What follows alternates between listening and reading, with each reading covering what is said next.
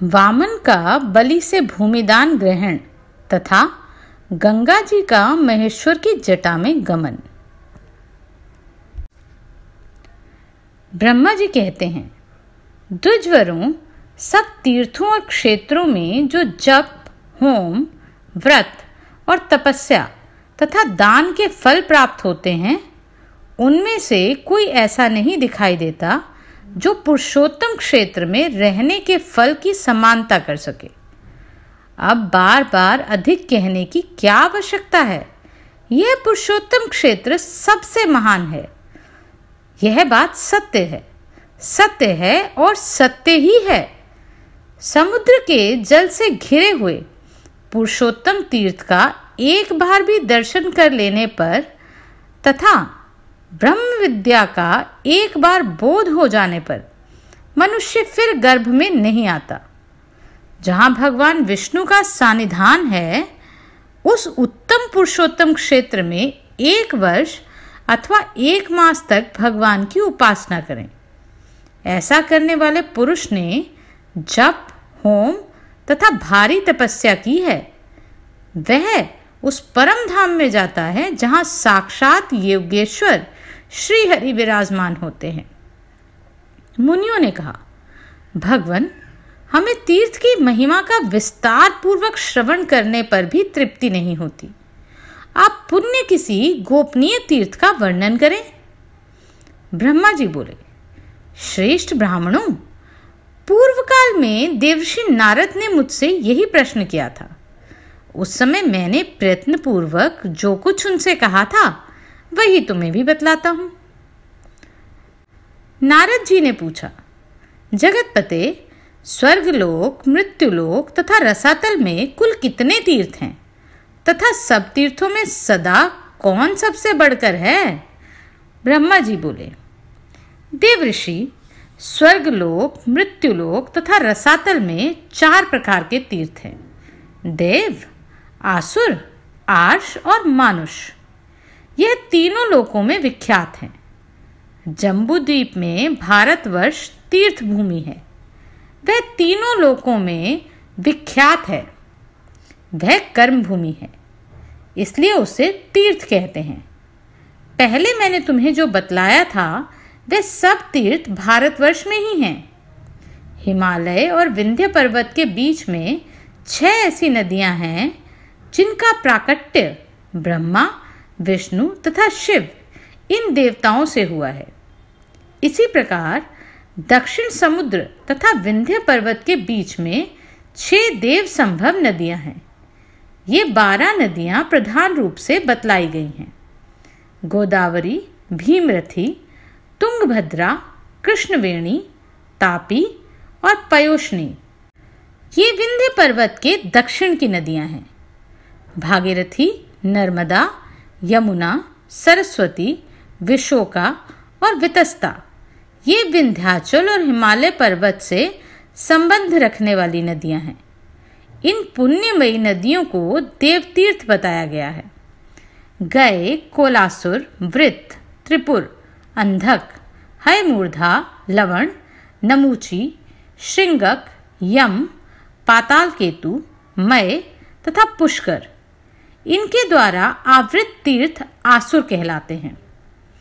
प्रभास, भार्गव, अगस्ती, नर नारायण, वशिष्ठ, भरद्वाज, गौतम और कश्यप, इन ऋषि मुनिवरों द्वारा सेवित तीर्थ ऋषि तीर्थ हैं।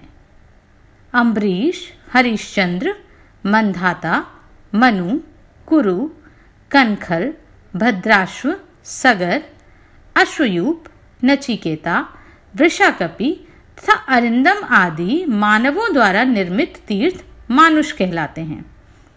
ये सब यश तथा उत्तम फल की सिद्धि के लिए निर्मित हुए हैं। तीनों लोकों में कहीं भी जो स्वतः प्रकट हुए देव तीर्थ हैं, उन्हें पुण्य तीर्थ कहा गया है। इस प्रकार मैंने तीर्थ भेद बतलाए हैं। महादैत्य राजा बलि देवताओं के अजेय शत्रु हुए। उन्होंने धर्म, यश, प्रजापालन, गुरु भक्ति, सत्य भाषण, बल, पराक्रम, त्याग और क्षमा के द्वारा वह सम्मान प्राप्त किया जिसकी तीनों लोकों में कहीं उपमा नहीं है। उनकी बढ़ती हुई समृद्धि देखकर देवताओं को बड़ी चिंता हुई। वे आपस में सलाह करने लगे, हम बलि को कैसे जीतें? राजा बलि के शासनकाल में तीनों लोक निष्कंटक थे। कहीं पर आधी व्याधि अथवा शत्रुओं की बाधा ही नहीं थी। अनावृष्टि और अधर्म का नाम भी नहीं था। स्वप्न में भी किसी को दुष्ट पुरुष का दर्शन नहीं होता था। देवताओं को उनकी उन्नति बाण की तरह चुभने लगी। बलि की कीर्ति रूपी तलवार से वे टुकड़े टुकड़े हुए जाते थे तथा उनके शासन रूपी शक्ति से देवताओं के समस्त अंग विदीर्ण हो रहे थे।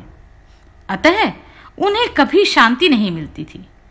देवता उनसे द्वेष करने लगे, उनके यश रूपी अग्नि से जलने लगे। अतः वे व्याकुल होकर भगवान विष्णु की शरण में गए। देवता बोले, शंख चक्र और गदा धारण करने वाले जगन्नाथ, हम पीड़ित हैं, हमारी सत्ता छिन गई है। आप हमारी ही रक्षा के लिए अस्त्र शस्त्र धारण करते हैं।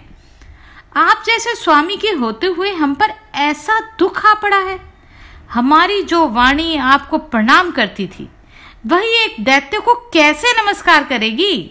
सुरेश्वर, आपके ऐश्वर्य से पृष्ठ हो, आपने ही पराक्रम से तीनों लोकों को जीतकर हमें स्थिर किया है। हम दैत्यों को कैसे नमस्कार करेंगे? देवताओं का यह वचन सुनकर दैत्यों का संहार करने वाले भगवान ने देव कार्य की सिद्धि के लिए इस प्रकार कहा। श्री भगवान बोले, देवताओं, बलि मेरा भक्त है, उसे देवता और असुर कोई भी नहीं मार सकता। जैसे तुम लोग मेरे द्वारा पालन पोषण के योग्य हो, वैसे बलि भी है। मैं बिना युद्ध के ही स्वर्ग से बलि का राज्य कैसे छीन लूं और बलि को बांधकर तुम्हारा राज्य तुम्हें कैसे लौटा दूं? ब्रह्मा जी बोले, बहुत अच्छा कहकर देवता स्वर्ग में चले गए।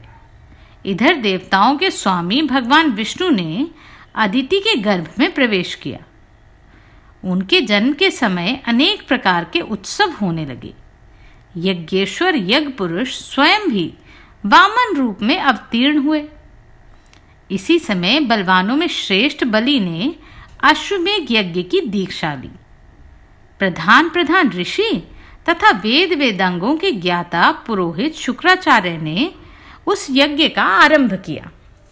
स्वयं शुक्र ही यज्ञ के आचार्य थे। इस यज्ञ में हविष्य का भाग लेने के लिए जब सब देवता निकट आए, दान दो, भोजन करो, सबको सत्कार करो, पूर्ण हो गया इत्यादि शब्द यज्ञ मंडप में गूंजने लगे। उसी समय विचित्र कुंडल धारण किए सामगान करते हुए वामन जी धीरे धीरे यज्ञशाला में आए। आने पर वे यज्ञ की प्रशंसा करने लगे।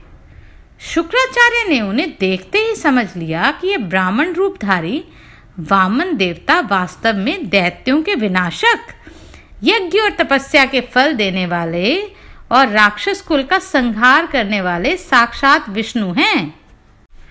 बलवानों में श्रेष्ठ महातेजस्वी राजा बलि क्षत्रिय धर्म के अनुसार विजयी होकर भक्ति पूर्वक धन का दान करते हुए अपनी पत्नी के साथ यज्ञ की दीक्षा लेकर बैठे थे और हविष्य का हवन करते हुए यज्ञ पुरुष का ध्यान कर रहे थे। शुक्राचार्य जी ने वामन जी को पहचान कर तुरंत ही राजा बलि से कहा, राजन, ये जो बोने शरीर वाला ब्राह्मण तुम्हारे यज्ञ में आए हैं, वे वास्तव में ब्राह्मण नहीं हैं, यज्ञवाहन यज्ञेश्वर विष्णु हैं। प्रभो, इसमें तनिक संदेह नहीं है कि ये देवताओं का हित करने के लिए बालक रूप धारण करके तुमसे कुछ याचना करने आए हैं। अतः पहले मुझसे सलाह लेकर पीछे इन्हें कुछ देना। यह सुनकर शत्रु विजयी बलि ने अपने पुरोहित शुक्राचार्य से कहा, मैं धन्य हूं जिसके घर पर साक्षात यज्ञेश्वर मूर्तिमान होकर पधारते और कुछ याचना करते हैं। अब इसमें सलाह लेने के लिए योग्य कौन सी बात रह जाती है? यूं कहकर पत्नी और पुरोहित शुक्राचार्य के साथ राजा बलि उस स्थान पर आए जहां अदिति नंदन वामन जी विराजमान थे। राजा ने हाथ जोड़कर पूछा, भगवन बताइए आप क्या चाहते हैं? तब वामन जी ने कहा, महाराज केवल 3 पग भूमि दे दीजिए और किसी धन की मुझे आवश्यकता नहीं। बहुत अच्छा, कहकर राजा बलि ने रत्न जड़ित कलश से जल लिया और वामन जी को भूमि संकल्प करने के लिए दे दी। सभी महर्षि और शुक्राचार्य चुपचाप देखते रहे। वामन जी धीरे से बोले, राजन स्वस्ति, आप सुखी रहें। मुझे मेरी नापी हुई 3 पग भूमि दे दीजिए। बलि ने तथास्तु कहकर ज्यों ही वामन जी की ओर देखा, वे विराट रूप हो गए। चंद्रमा और सूर्य उनकी छाती के सामने आ गए।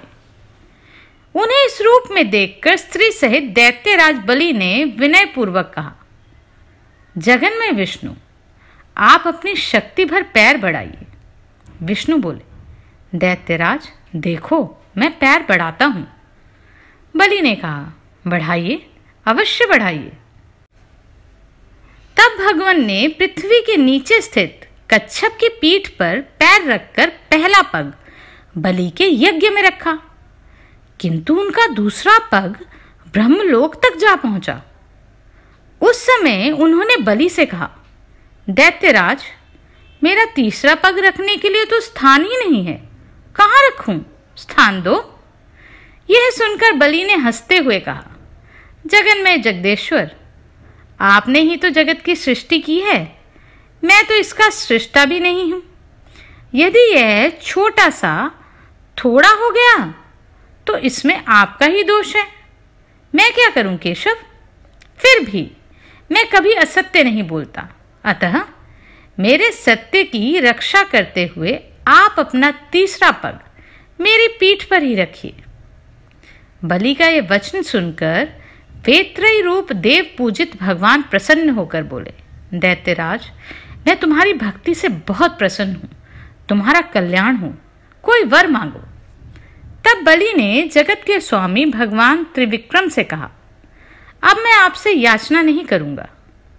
तब भगवान ने स्वयं ही प्रसन्न होकर कहा, तुम्हें मनवांछित वर दिया। वर्तमान समय में रसातल का राज्य, भविष्य में इंद्रपद, स्वतंत्रता तथा अविनाशी यश आदि प्रदान किए। इस प्रकार दैत्यराज बलि को यह सब कुछ देकर भगवान ने उन्हें पुत्र और पत्नी सहित रसातल में भेज दिया।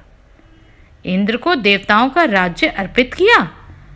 इसी बीच में उनका जो दूसरा पग मेरे लोक में पहुंचा था, उसे देखकर मैंने सोचा, यह मेरे जन्मदाता भगवान विष्णु का चरण है, जो सौभाग्यवश मेरे घर पर आ पहुंचा है।